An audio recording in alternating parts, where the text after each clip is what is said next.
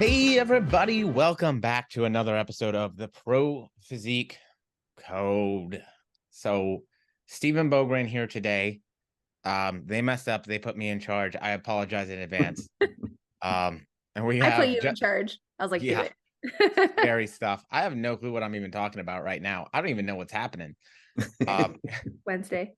So are you still on medication? I am on medication, yes. And I have had probably too much espresso with that. So so if you know them, I have Jessica Best here with me today, as well as Mr. John Hansen. I want to call you Jonathan right now for some reason. I don't know why. Oh, not a Jonathan. No. Is that your actual name or is it not your actual name? Oh, no, it's just John. It's not Jonathan. That's interesting. J-O-H-N. I think Jonathan was J-O-N. I don't know. I didn't know there was a difference. I thought all Johns were, in fact, Jonathans. No. So in case you guys were wondering, really what... Part of our educational podcast. Yeah. We're learning a lot already in the first minute. I mean, here's the truth of it, though. Like, the educational stuff, sure. But I mean, wouldn't they rather hear about the nonsense that we do in life during Thanksgiving and the holidays and what that means? And then some people are like, what's Thanksgiving, mate? You're like, it's this holiday that we have here in the States where we eat turkey and argue with our families. Right. I didn't have turkey. Did you guys have turkey? No, I didn't either. Yeah. What? I had London broil. What's that? Steak. It's like a steak. Oh, cool. It is a beef type thing. Wait, what did you eat? I mean, you're from Canada, right? So we're full American. Like, I love the fact that America does Thanksgiving like it should be. Canada doesn't give a shit about Thanksgiving. They don't care. They're not thankful for anything. Yeah, they're like, whatever, we're up north, it's fine. Plus, Thanksgiving in Canada is in October. So then you have, I know, it's like October 16th. So then you have Thanksgiving and then you have Halloween, all kind of wrapped up into one. And then you have a month where, there's Remembrance Day, which you guys have. It's Veterans Day. Same thing in Canada. It's very serious, but here it's also very serious. But no, it's so seasonal. It's so festive. We had elk. Ooh, I do like elk. All right, that's also a solid choice. Yes. Elk that he caught. That sounds like a Canadian dish. To say it properly. I mean, he hunted it. He killed the elk here in America, in Colorado. Oh, wow. Okay. He acquired it. Yeah. He acquired it. Like a real Thanksgiving. He acquired the elk himself. Yeah. Yeah, so it was cool, and his in-laws were here, and that was nice because I like them. Yeah. I also spent the holiday with my in-laws, and I also like them very much. I'm surprised they still like me at this point, because I was giving them a hard time because they're my in-laws are the stereotypical New York, Staten Island Italian family. I was gonna say, yeah. So before we had gone up, I actually sent them Chef Boyardee from Amazon to their house, because I found out that they had something they call the Boyardee ban in their home, where there was no Chef Boyardee, no raviolis, no SpaghettiOs, no nothing. That shit was not allowed in the house. So of course, me being who I am, I sent it to him, which my mother-in-law proceeded to then pay the same amount that I paid for the cans and everything on Amazon to ship them back to me here in Florida. She went through the effort.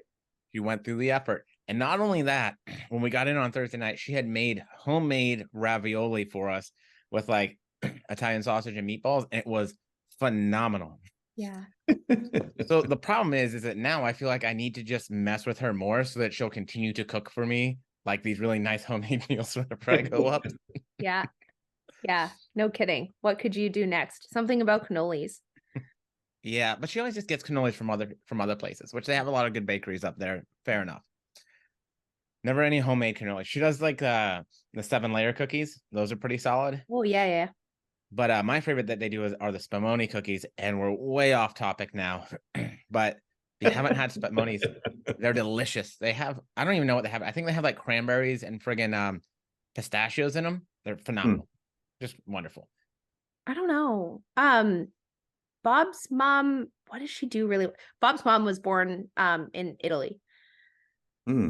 So Ooh. I don't know. Yeah. She came here when she was like 9 on the boat.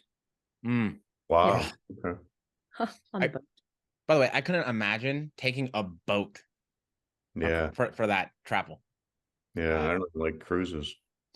Yeah. I've been on one cruise. I'm like, I'm over it. Yeah. I don't want to be trapped on a Traveling boat. months to go to the United States. Oh God. I mean, it's cool that we're worth it, right? Like that's Yeah. cool. Yeah. Or at least that people think that we're worth it. They think they, and then they get here and they're like, oh man. Some people love it here. I enjoy it here, but I'm telling you, the food in Italy, pretty prime. Did you hear about those immigrants that were sent to Chicago and they want to go back home to their home country now after being in Chicago? No, didn't hear that. The crime, that the note- weather, they're like, this is it. They want to go back home. Oh, God. I mean, They'd well, rather face depending. communism than Chicago winters and crime. Well, I was Ooh. gonna say Chicago winters can be pretty rough. Oh yeah. And Yeah. any winters off the lake can be tough. It's just that like because it's cold, but you also have the humidity from the lake. So it's like Florida cold, but with like actual cold temperatures. Yeah. Yeah, it's brutal. So that can be brutal. But speaking of cold weather and winters and Florida is a great segue, I think, to the actual topic of staying fit and or healthy like as we age. Yeah. Which I'm not a big fan of aging so far. I'm gonna Yeah. be real, but Yeah. apparently I'm told there's only one other choice, so I guess I have to deal. 10 out of 10. Don't recommend. Right. Gotta make the 10 out best. of 10, 20s were better. But I keep trying to tell myself that when I'm like, well, God, I hope not. If I hit 70, I'm gonna be like, man, I miss being 36. Ooh, yeah, brother. Because I'll obviously change into Macho Man by that point in time. But it's like this interesting thing because like and for I know me, like I always have things through the looking glass of like Americanized culture, like kind of what the social expectations of that means and like how that affects me. So for me, what I expect most people have the same kind of work expectations that I would categorize as normal, right? So working at least 40 hours a week probably, and all the stuff that comes along with that.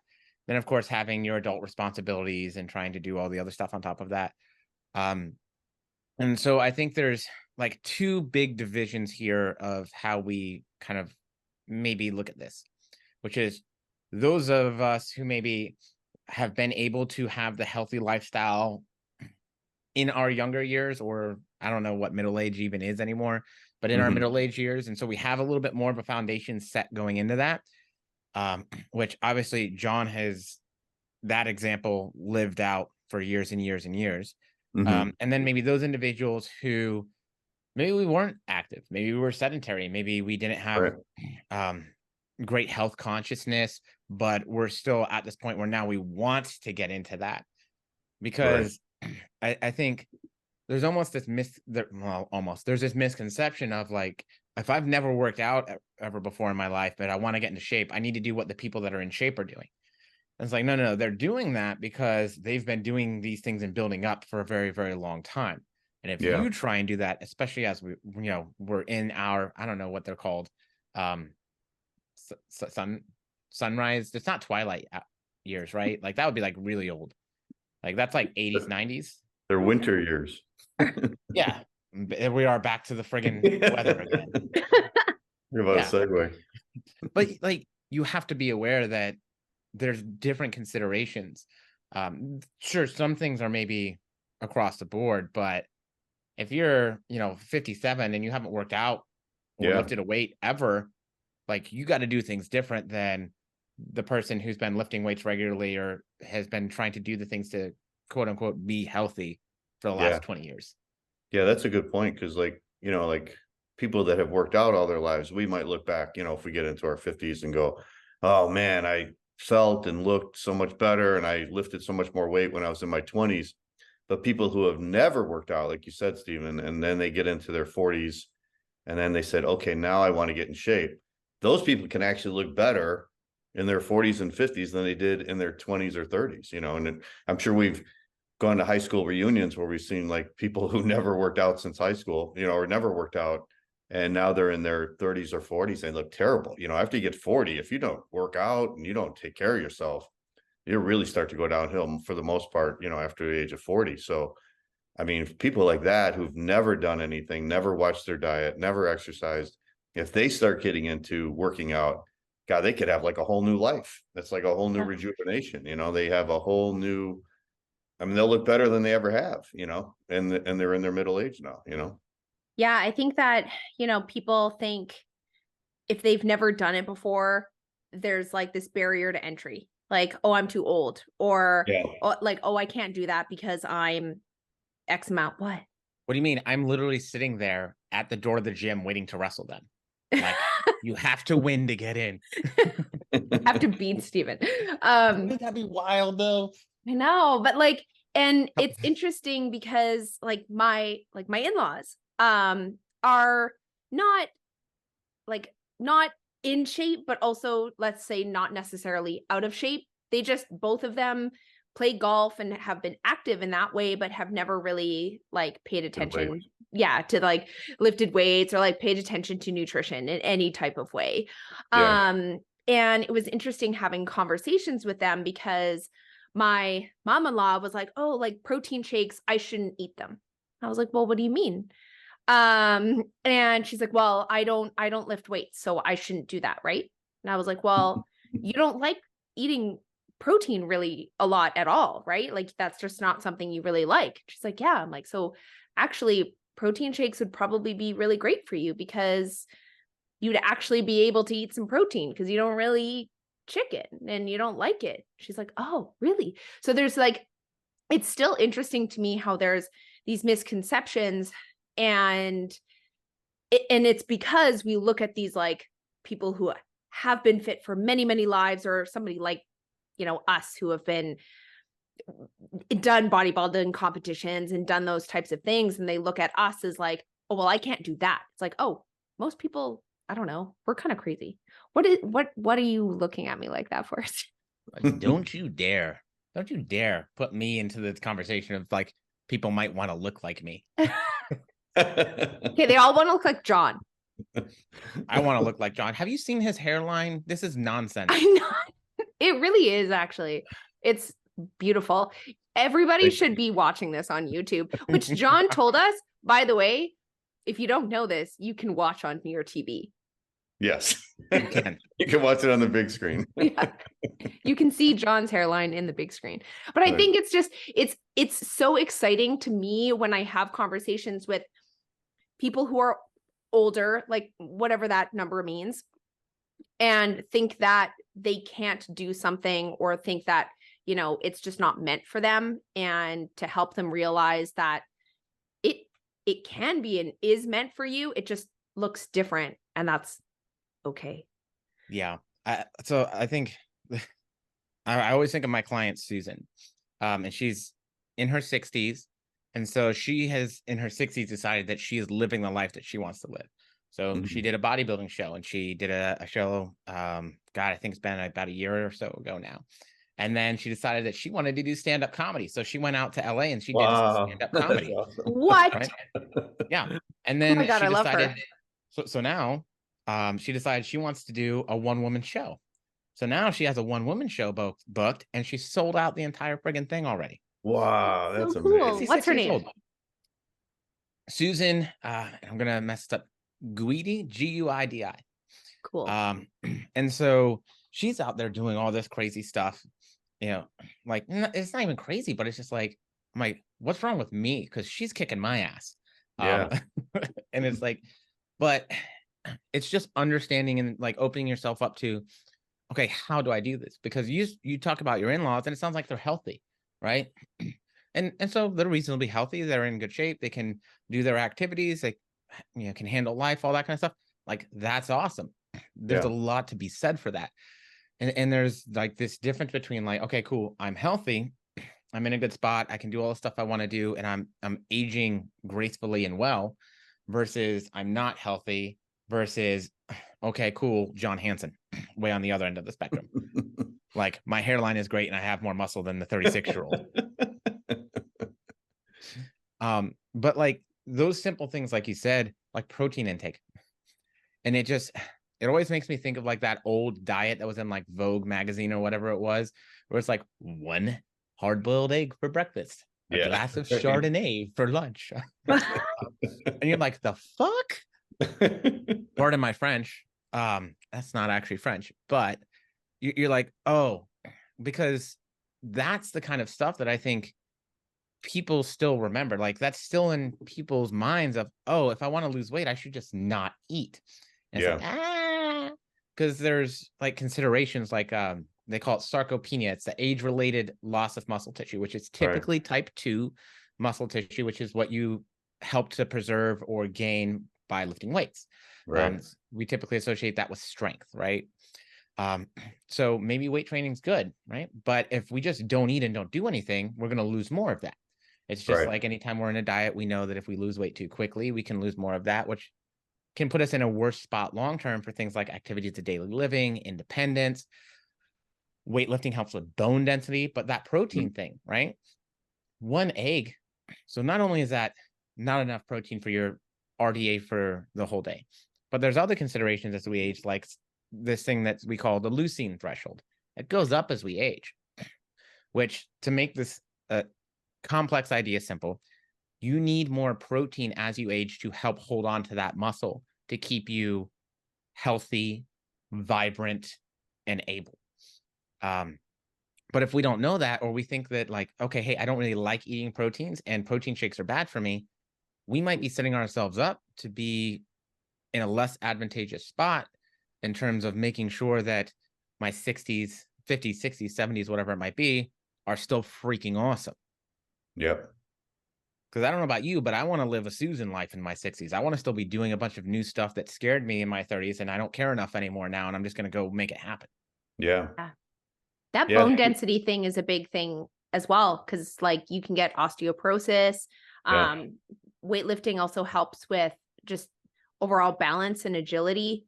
And so, you know, you don't, if you fall or you slip, you break a hip or something, or you mess up your knee, like your recovery rate's down, right? So you're not gonna getting too close to home there. Yeah, you're hitting too close to home with the knee stuff. All right. It's okay. You didn't like slip and fall on it, kind of. Nah. I was already on the ground, but like, and especially like if you're in your 60s, 70s, like if you fall and break a hip, that is huge. Like that is a huge concern. Like that is not something that most people come back from. Like most people, if they fall and break a hip, it's a downward slope at that point. So anything you can do to, one, keep yourself from falling with like the agility, the balance, proprioception, feel in space, stuff, huge. The stronger you can make yourself, the better. The more that you can help with bone density, the better. Like it's, I don't know, man. I wish I had some funny thing to say here, but it's just awesome. Yeah. Like, it makes things better. I had a client I was training, personal training, when I was in Chicago. He wasn't really that old. I think he was still in his 50s, but he had a bunch of older friends. And I remember him saying it was so important for him not to miss a leg workout, because he said as you get older, the legs start to go, and that's when people fall. A lot of people get older, or when they get older, they get weaker legs. And he said a lot of his older friends look like shit, these look terrible. So he didn't want to look like that, But it's not just the bone density, but it's also just important keeping the muscles up, And I mean, on that like protein thing and the cultural diets, or like the generational diets that we have seen, a lot of it is, you're right. Oh, you should fast, or you should like have an egg for breakfast or something like that. And so you're also not getting the calories that you require.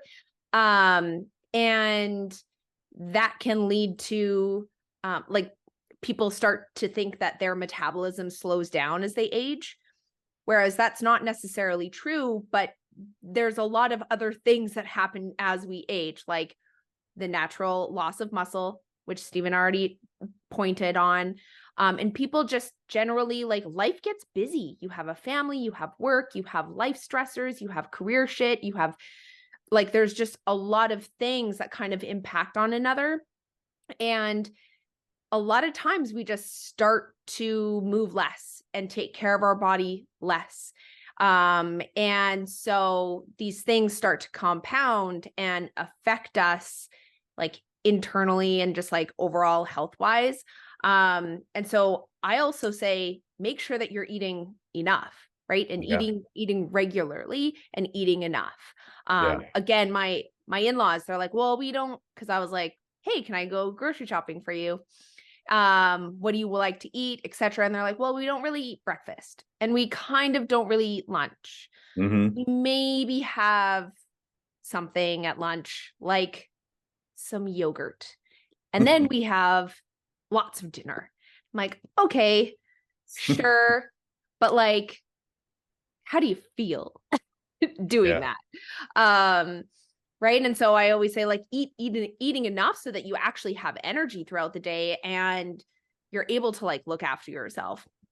These are just some of, like, the barriers for people to kind of understand if you're just, like, brand new, like, some really important stuff that we're covering that I think can be, I don't know, like, myths or common things that are just people don't quite understand, or like, I don't know, have been culturally driven.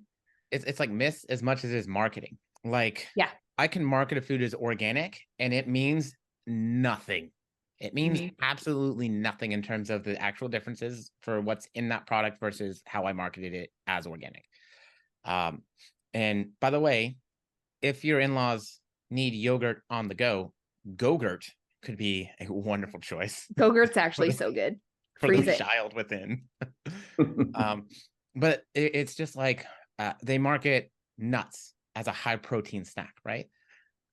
And so for me, I'm like, sure, yes, you can get protein from nuts, but you're going to get a lot of fat calories with that as well, which may put you into too much. And there's probably better choices for protein sources than things like peanuts. Just like, they're like, oh yeah, I'm getting my protein because I have yogurt and cheese. Okay. Maybe Greek yogurt's a little bit higher in protein, and maybe that could be something that's good for some of it.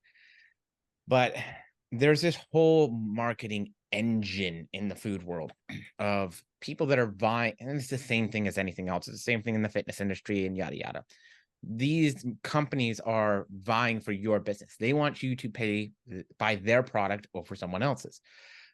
So there can be a lot of misleading marketing stuff, buzzwords, those kind of things that are pushing you to think something's healthier, but maybe not necessarily. Just like and this one always gets me. People think of pizza as being carb heavy. However, the majority of your calories in something like pizza are actually coming from fats. So they think pizza's bad because of carbs, but it's just super calorie dense. Yeah, there's carbs. Same with ice cream. I mean, but ice cream's so good. I'm a Breyers guy myself.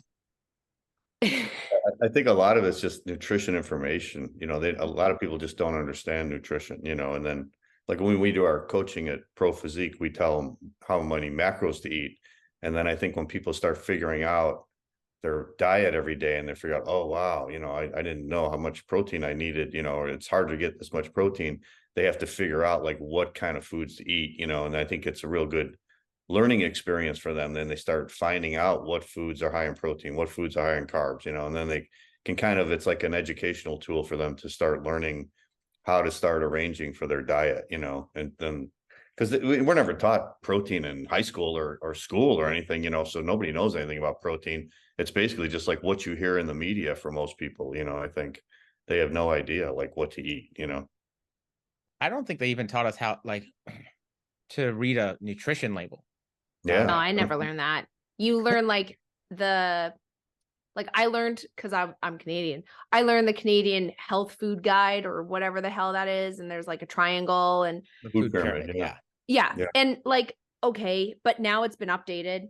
Yes.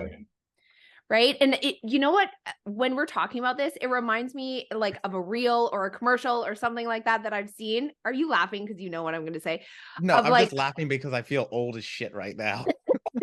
we're all like just the like food pyramid. oh And my kids goodness. kids are like, hey, grandpa, it's not the food pyramid anymore. It's a food parallelogram of octagonal benevolence or something. We're not getting along with the Gen Z crowd here. Like that's what they're called, right? I don't even know. I don't know either. But it reminds me of like that commercial or something where it's like how breakfast foods have evolved or like how nutrition has evolved over time. And it's like this guy in his kitchen and he's getting like eggs out and they're like, don't eat eggs, there's fat in it. And then he has something else and it's like, don't have dairy, it's bad for you. And then he's like, oh, okay. And then he eats something else and he's like, don't have bread, carbs are terrible. And it's like going through like decades or whatever. And the person's like, what the hell am I supposed to eat? And yeah. And so like, that's the marketing thing. And it's been interesting because I'm sure, John, you can tell us all about the different like diets or like cultural things that you've seen. Cause like, I feel like I've seen a whole ton and I don't know. They're cyclical, right? It's just the same crap over and over. Yeah. Just give it a few more years. Keto will be back again. Yeah, right. Isn't carnivore in now? I mean, I feel like that was 3 years ago. So yeah, it's probably back in again. Oh, with the Liver King or whatever. whatever. Went from keto to carnivore, and I don't know what we're in now. Yeah. Okay, so we kind of touched on like newbies. Yeah. Let's talk about people who have been kind of fit, but are maybe looking to sustain or even like level up. Like I had a client, well, she's still my client, and she hired me when she was 49 and she was into beach body her like a bunch of her life. And she was like, I want to do a bikini competition. And honestly, she had never tracked a macro before. She had never done any kind of like actual strength training. She would do like the beach body workouts where she'd hop around and do stuff like that. And in a year we competed. She also had a great like foundation of muscle mass, but like because she was already active and she was able to do these things, she really was able to like commit herself to these things, just like your client, Stephen, about how she wants to do all these crazy stuff now. Why don't we talk about those people? They're so less. No, I'm just kidding. I wasn't done. I still had so much to talk to. Oh God, then forget what I just said. Kidding. We could go on for ages, but I'll say if you're newer, the best thing you can do is true education, not marketing education, but true education. Understand how to read food labels, understand what things like protein, fats, and carbs do and the roles they play, and start looking at that stuff because that will get you into the better education sources and resources to help you be more empowered to make the right decisions and figure things out appropriately and well. Yeah, sure, meal plans may work, and they do, but they don't necessarily teach you how to manage it for yourself. So follow that education bunny rabbit down the hole, go into Wonderland. And hire a coach to help you with it because it can be really overwhelming. Like doesn't have to be one of us, but like, I mean, maybe one of us. I trust us.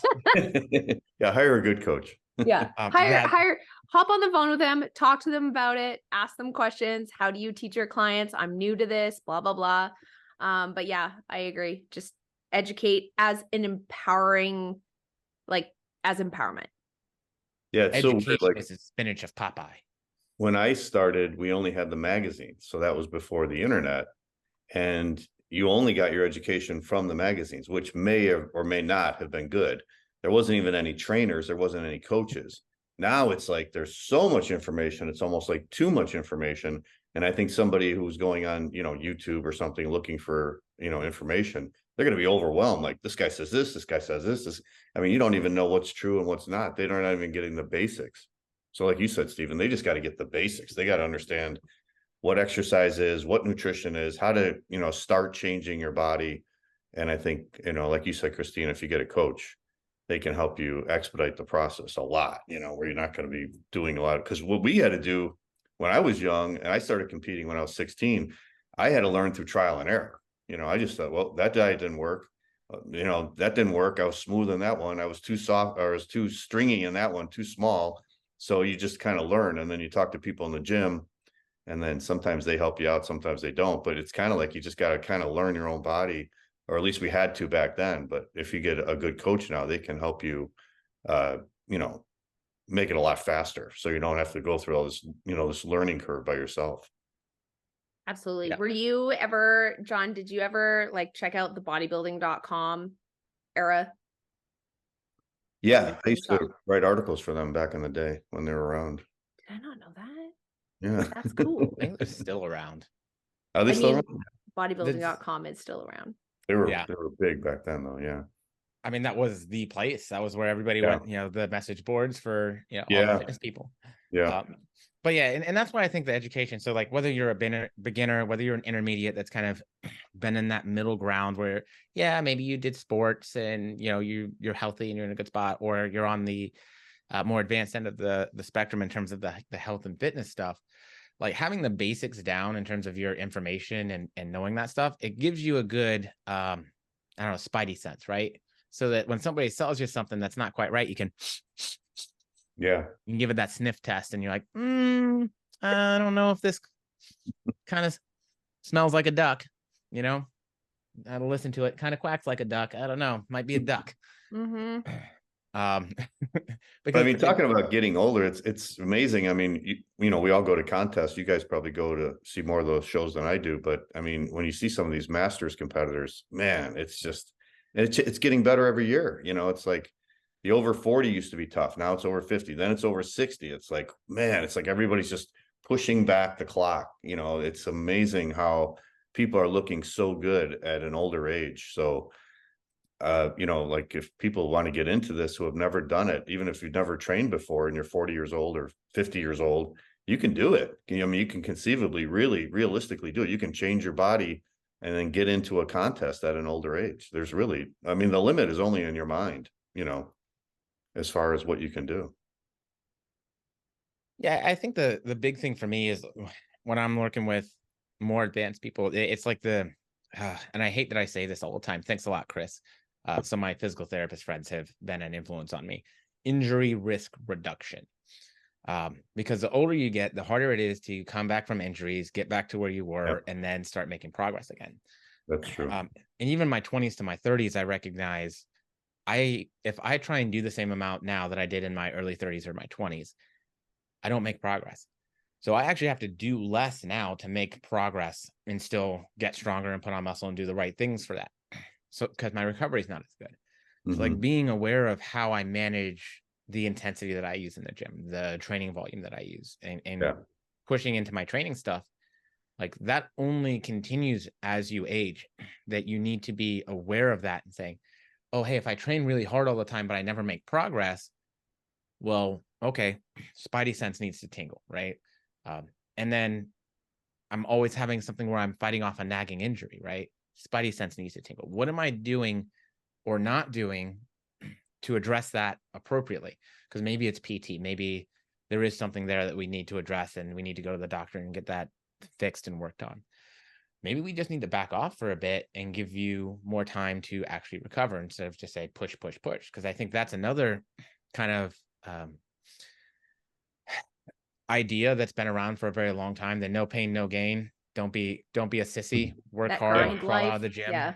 You know, sweats your fat crying, all these kind of less sensical sayings that are like great for, yes, you need to work hard and yes, you need to do stuff, but there's absolutely a threshold where you do the dumb if you keep going too hard. Yeah. Yeah, I mean, oh, sorry, go ahead, John. I was just saying, you got to listen to your body, and you're right. I mean, Stephen, your body recuperates much slower as you get older. So if you are someone who's trained your whole life, you'll notice that as you get older, you got to make, you know, adjustments to that, you know, as far as you need more time to recuperate. Even your metabolism, you know, if you're dieting to get leaner, that's a whole different story too as you get older, because that changes like every 10 years, you know, metabolism slows down even more. So you have to make adjustments for that as well. And Yeah, yeah, and one it's of the, oh, go oh, ahead. sorry, Jess. I was just gonna say, when I comment, like when I tell my clients, like, oh yeah, 4 times a week, you're gonna make great progress, not 5 or 6. Like Yeah, I'll tell them straight up, or even 3. Like, yep, even 2, depending yeah. on like your training age and your history with training. And they're like, really, 4? I'm like, yeah, because Mhm. you can go in and you can actually push yourself and you can actually recover. And like, that's really exciting when you also don't feel like dog shit in the gym. And I keep talking like my elders, my dad, he is super active. He's super fit dude, looks after himself, like bikes, cross country skis, even goes to the gym. Him and I will like work out together, not do the same stuff, but he road bikes, mountain bikes. Anyways, he would be biking and his heart rate got up so high. He had this one like biking session and he felt ill for like 3 days. He was like, I don't understand. And he has a Garmin watch. So like his body battery or whatever would be at like 5%. Like his recovery level was so low. And he was kind of concerned and he went to his doctor and his doctor was like, so you spiked your heart rate to a point where like you could give yourself a heart attack. So like, let's not do that. and and when he told me that, I was like, are you kidding me? I got really angry at him. Because he just loves to be outside and do exercise and like move his body. He's like me. He just loves to do shit. And I was like, you need to chill out a little bit, like just a little bit. And so he's been doing that and he feels better and he feels like he can challenge himself in different ways, but like he also has to be careful because he can't like push himself that hard in cardio or else he's out for like 3 or 4 days, like ill, like not Wow. well. So it went up that high because he pushed himself that he rode that hard? Yeah. And that's why it spiked up that high? Wow. Yeah. And he was like, and it was like no problem for him because he was so Used to it. just adjusted and like accustomed to pushing himself when he would bike. Yeah. And I was like, Was yo, was he dad, wearing like a chest monitor or was he just wearing the watch? oh no, he has a That's chest monitor. okay. Those Yeah. those are more accurate. Yeah. Yeah. He has a he Yeah, has a chest the monitor. chest strap. And then it shows up like on his read display on his bike now. Because he doesn't want to hit that threshold of effort because he's like, wow. And I'm like, yeah, like love you, but he like just turned 65 this year. And like he's still really like he's still super young. He's like I said, very active. I was like, you can't go as hard as 5 years ago, 10 years ago. And I think that starts to happen a lot as we age. We either compare ourselves to our younger self, which isn't totally fair, but at least you're comparing you to you. I still don't think it's fair. But you also, I find a lot of people will compare themselves to the kind of social media that you see out there now, which is a bunch of like young 20-year-olds on TikTok doing the most ridiculous things I've ever seen in my life and are like, oh, I should do that. Mhm. And it's like this now like cyclical cultural thing. Or they'll like send me a picture and be like, I want to look like them. Or and I'm like, Joke's okay, on well, you. That's photoshopped. yeah. A lot of times I'm like, well, they're lying, or that they're lying, or it's photoshopped, or it's angles. Like I pose when I take a selfie because why not? But like you also have to be aware that that's what social media is. Yeah. And comparing like me comparing I'm gonna be 38 in January, my 38-year-old self to myself even 5 years ago, it's not fair to me to do that because there's so much more life that has happened to me. And I don't know. It's just like, you got to be aware of where you are, and it's good to challenge yourself with where you are. Like you said, John, like you can make amazing strides at any age, but you also are just going to be stuck mentally with where you're at if you always look back and you're comparing yourself to either a younger self or like somebody else. Yeah. So I'm the baby here. Is that's really what I got from this. You're the baby. Feels good. Feels good. By like a year and a half. That's I ain't Take here it. to, yeah, I ain't here to split hairs. But I mean, there's also this thing like, so everybody's a little bit different, right? And this is one of those things that I got when I was doing the cardiac rehab internship.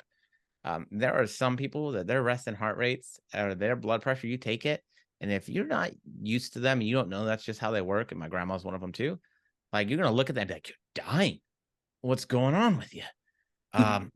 Some people have lower resting heart rates. Some people have higher ones. Some people have different blood pressures, and some people are just genetically maybe wired different. Your dad may be, and so I'm assuming he was talking to GP, and your GP's advice is not wrong, but your dad, if he does this on a regular basis, is probably so much better, like ready, and just like he's adapted to doing that in that cardiovascular activity. Yeah. So much more so than probably the vast majority of other people. So his doctor's probably like, oh God. My dad would kick my ass at cardio. Wow. Yeah. My dad won it, so you're safe on that one. I love that nobody else gets that joke. So, but it's one of those things, like, also understanding that if you're like the top 1%, you're still the top 1%. Like, maybe you can have the ability to push a little bit harder on some things than maybe some other people's. So yeah, maybe it doesn't need to be quite to that extreme, but you might be safer if you've been doing this for a long time. Just like, I guarantee you, John and what he lifts for his weights right now at his age and considerations is probably something that most people would be like, there is no way a man of your age should be doing that kind of crazy crap, gentle sir. Get that every time I post something on social media. What's wrong with you? What are you doing? Yeah. But the truth is you've been doing it for so long and you're so well adapted to it. Yeah. Like, this is your norm. Like, yeah. that is the life you lead. That's your everyday. Yeah. It's like back in the 50s when people's everyday would be to wake up with a glass of water, cup of OJ, and a cigarette, and that was breakfast. Right. And that was the healthy thing, quote unquote, right? Yeah. How the times have changed. Yeah, the doctors used to smoke back then. Yeah. You would have like appointments with them and they would just like smoke. Yeah, they'd be smoking in the Or when you could smoke in the airplanes. Ooh. Yeah. Yeah. So, but it's this hard thing because there's no like one like definitive rule, because everybody's their own individual. Mm-hmm. So, and that's, I think, why as coaches having that experience and education that we have helps for a lot of people. But it's one of those things where it's like, that can be tough to navigate, especially with, like, as we talked about, all the different information out and everything else that kind of makes it super duper confusing. Yeah. Yeah. I mean, I think that it goes back to that comparison thing. Like, oh, well, I see so-and-so doing that, I should be able to do that. Right. So it's really hard. And I mean, that's why we have these like longer podcasts, like longer information sessions, because it is not a one size fits all. Everybody's very different. And so, just making sure that, I don't know, we keep coming back to like staying educated on the process, being empowered by those tools that you learn. I mean, I don't know. John, what is your usual, like, what is your demographic of clients? Do you have older clients? Yeah, mostly over 40, over 50. Yeah, I don't get too many younger guys. Yeah. So, yeah. And so what are your, I mean, this is again, a super general question, but like, what are your like protocols with them, or like, what are some main things that you find that really stick out with like that demographic, like an older demographic, older quote unquote? Yeah, most of them, the vast majority of them are, they pretty much all have the same goals. They want to lose fat, but at the same time, they don't want to get skinny. They want to keep the muscle. Right. Some of them have not worked out in a long time. Some of them have never worked out. So obviously, you know, with those kind of people, with those kind of clients, we can actually put on muscle while they're losing fat. So they're even eating less than their maintenance calories, but they're putting on muscle because the muscle's never been, you know, shocked, you know, with this weight training before. It's never been subjected to weight training. So then when it has the stress of weight training, it grows, even, you know, as long as they're getting enough protein, enough carbs, even if they're not eating a lot, they're still getting enough where there's growing muscle. I had a client last year, Walt, who was in his 60s, and he was putting on muscle. We were doing measurements, you know, his chest, his legs, his arms. And he was like, after like a year, he put on muscle as he was getting leaner. So he was like 67, I think, or late 60s, you know, and he was never had done this before. So he was making great progress. So yeah, that's basically the clients I have, is they just want to basically lose that fat that most middle-aged men, and, you know, get that big middle, get that big gut, and then they want to lose that, and they just want to look better. You know, most of them don't want to compete. They just want to look better as they get older, you know? Yeah. Yeah. So I feel like this is the one that everybody hates it. As you get older, one of the best things that you can do to be in shape and to be in a good spot is minimize your drinking. I was totally going to talk about alcohol. Oh, sucks to be second. But and again, this is one of those ones where they used to be like, oh yeah, a glass of wine every now and then is great for you. Yeah. Like, it's so It's good for you. Yeah. And now with like the science says, no, it's not. Not really. Right. Actually, no. Joke, psych, gotcha. And I'm not here to say that you should never drink, because I don't think that's realistic for most people. I don't think it's something that most people are going to want to do socially. It's a thing. So saying don't ever drink, sure, we can say that, but the reality of that is that that's not going to happen. So moderate your drinking. It's still a toxin. It's super calorie dense. Like, we don't ever talk about it. And again, this comes back down to the marketing crap, right? They're like, oh yeah, this beer only has 4 grams of carbs, but it's 90 calories. But if 4 grams of carbs are 4 calories each, that's 16 calories. Where are the rest of those calories coming from? Joke's on you. It's alcohol. So alcohol is I'm always like, dense. your White Claw does not have 2 carb. It might, but it still has alcohol in it, which is giving you calories, right? And the more they drink, they start losing track of their macros. What was it? How many did I have? Also that. So like one of the things that you can do, and I see it specifically, the tummy, like the tummy fat, and people that drink a lot on a consistent basis for years and years and years. It's just one of those things that accumulates. Yeah. Yeah, I had a lot of people I talked to in the last year. Paul did a video about how he stopped drinking when he was dieting. And there's so many people that listen to Paul's videos. You wouldn't believe how many of these people I talked to, like for consultations, that said, yeah, I stopped drinking. I saw Paul's video. I stopped. So he made a big change just with that one video of a number of people that stopped drinking. It was crazy. Yeah. And I think what people also don't realize is like drinking lowers your inhibition. So then you're kind of like, oh, how many calories have I had? Oh, I'll just have like another piece of pizza or like whatever. Right. Absolutely. Yeah. Start making bad choices. Yeah. Right. But it also reduces your body's ability to recover properly, because it just filters out that alcohol first, because it is a toxin. So It prioritizes getting that toxin out of your body. It doesn't give a shit about your muscle mass or your fat loss or your sleep quality or your digestion. All of that stuff is kind of put on the back burner until that alcohol is kind of fueled out of your system. So let's say that that takes around 24 hours, because I can bet you that you're not drinking water or like you're not rested and blah, blah, blah. So like alcohol, let's say 24 hours, but then your body's not properly recovered after those 24 hours. Mm-hmm. You need another, like, let's say 24 hours to get hydrated properly, get your digestion back on track, to actually feel recovered and ready to like perform or whatever that is. So it can take 48 hours.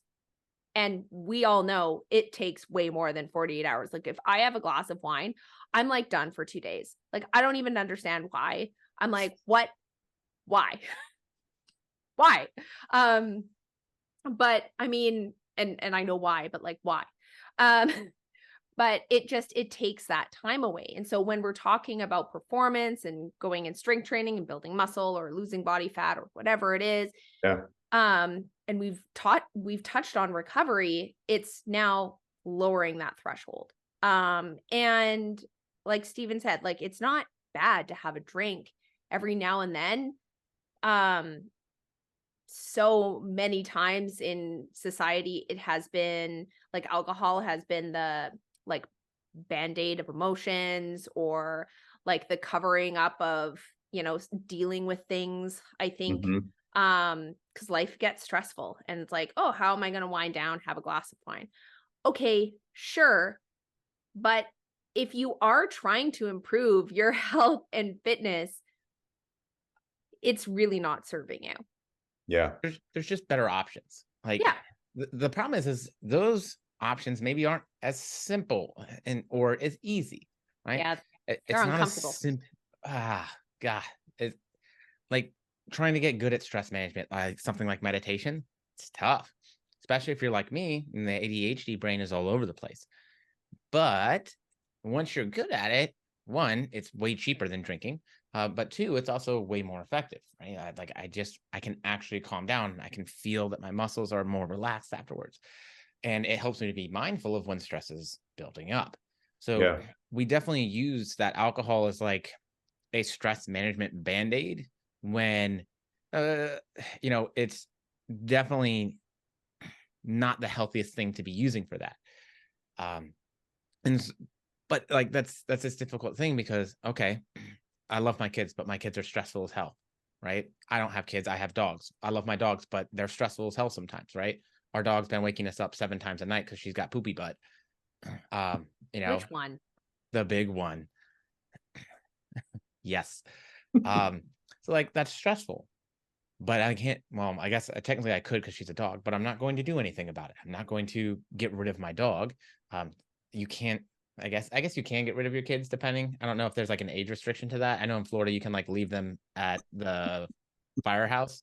But I was going to say the firehouse.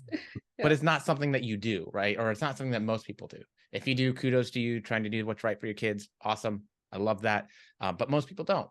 They're like, okay, so how do I manage this stress that is part of my life and or my job in a way that like allows me to deal and still survive and not have mental breakdowns all the time.